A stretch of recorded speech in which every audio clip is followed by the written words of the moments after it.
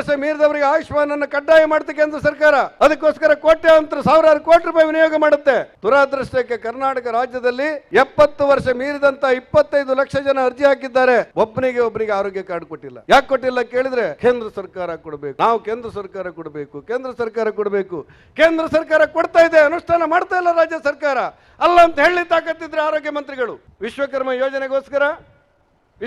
ಯೋಜನೆಗೋಸ್ಕರ ಕರ್ನಾಟಕ ರಾಜ್ಯದಲ್ಲಿರುವಂತಹ 18 ಪರಂಪರೆಯ ವೃತ್ತಿ ಕುಲಕಸುಬುಗಳಿಗೋಸ್ಕರ ಕೇಂದ್ರ ಸರ್ಕಾರ 13,000 ಕೋಟಿ ರೂಪಾಯಿನ ಭದ್ರತೆ ಕೊಡುತ್ತೆ. ರಾಷ್ಟ್ರೀಕೃತ ಬ್ಯಾಂಕ್ಗಳಿಗೆ 13,000 ಕೋಟಿ ರೂಪಾಯಿ ಭದ್ರತೆ ಕೊಡುತ್ತೆ. ಕರ್ನಾಟಕ ರಾಜ್ಯದಿಂದ 26 ಲಕ್ಷ ಅರ್ಜಿಗಳು ಇವತ್ತು ಬಂದಿದೆ ವಿಶ್ವಕರ್ಮ ಯೋಜನೆಗೆ. ಆ ಬಡವರಿಗೆ ಟ್ರೈನಿಂಗ್ ಕೊಟ್ಟು ಅವರಿಗೆ 15,000 ರೂಪಾಯಿಯ ಉಚಿತವಾದಂಥ ಮೆಟೀರಿಯಲ್ ಕೊಟ್ಟು ಅವರಿಗೆ ಕಡಿಮೆ ಬಡ್ಡಿಯಲ್ಲಿ ಸಾಲ ಕೊಡುವಂಥ ಯೋಜನೆ.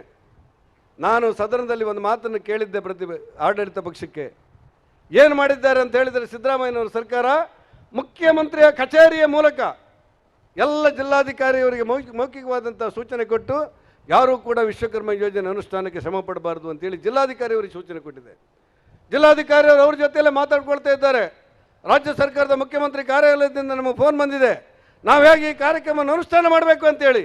ಜನಹಿತದ ಕಾರ್ಯವನ್ನು ಮಾಡಬೇಕಾಗಿರುವಂಥ ರಾಜ್ಯ ಸರ್ಕಾರ ಬಂದು ಕೇಂದ್ರ ಸರ್ಕಾರದ ಯೋಜನೆಯನ್ನು ಅನುಷ್ಠಾನ ಮಾಡಬೇಡಿ ಅಂತೇಳಿ ಮುಖ್ಯಮಂತ್ರಿಯವರ ಕಚೇರಿಯಿಂದ ಜಿಲ್ಲಾಧಿಕಾರಿಯವರಿಗೆ ಸೂಚನೆ ಹೋದರೆ ಆಡಳಿತವನ್ನು ನಡೆಸೋ ಪರಿ ಏನು?